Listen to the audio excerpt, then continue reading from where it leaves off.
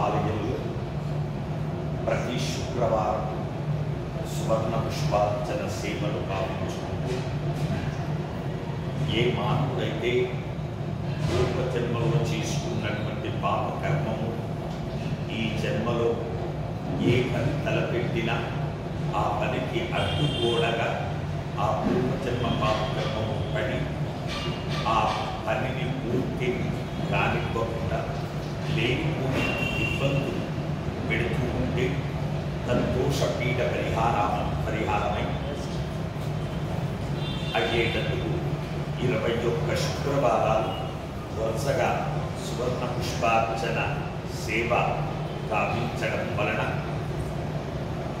తద్దోషం నివృత్తి ఆ మానవుడు అఖికంలో సర్వసుఖాలు అనుభవించి పరంలో మోక్ష ప్రాప్తిని పొందుతాడు. అలా ఈ ఆలయంలో 21 శుక్రవారాలు వరుసగా సువర్ణ పుష్పార్చన సేవను భావించడం జరుగుతుంది. అలాగే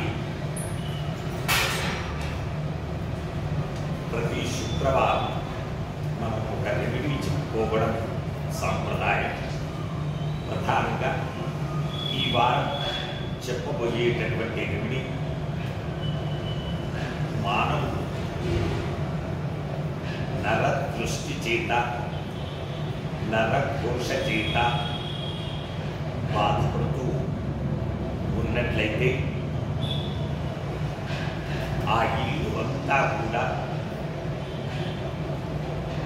నరఘోష వలన ఏమాత్రం కూడా పాజిటివ్ ఎనర్జీస్ లేకుండా పూర్తిగా నెగటివ్స్ ఎనర్జీస్తో ఆ ఇల్లు నిండి ఉన్నట్లయితే తద్దోషం అతి సులువుగా పోవడానికి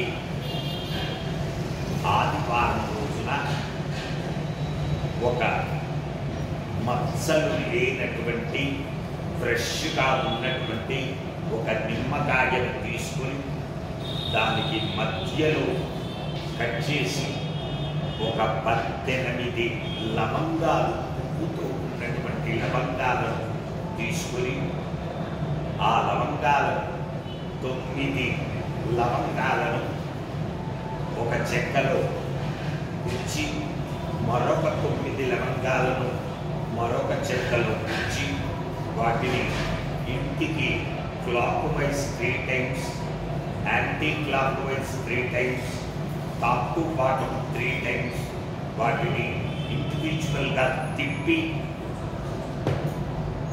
ఇంటి ప్రధాన ద్వారానికి ఎడమ వైపు 1 కుడివైపు 1 పెట్టి కాళ్ళు కడుక్కొని లోపలికి వెళ్ళాలి.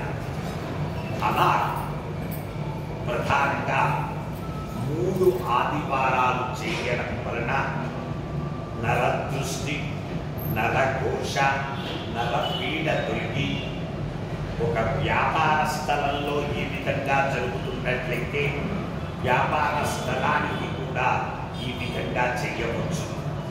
ఇంటికి చెయ్యవచ్చు, యజమానికి చెయ్యవచ్చు.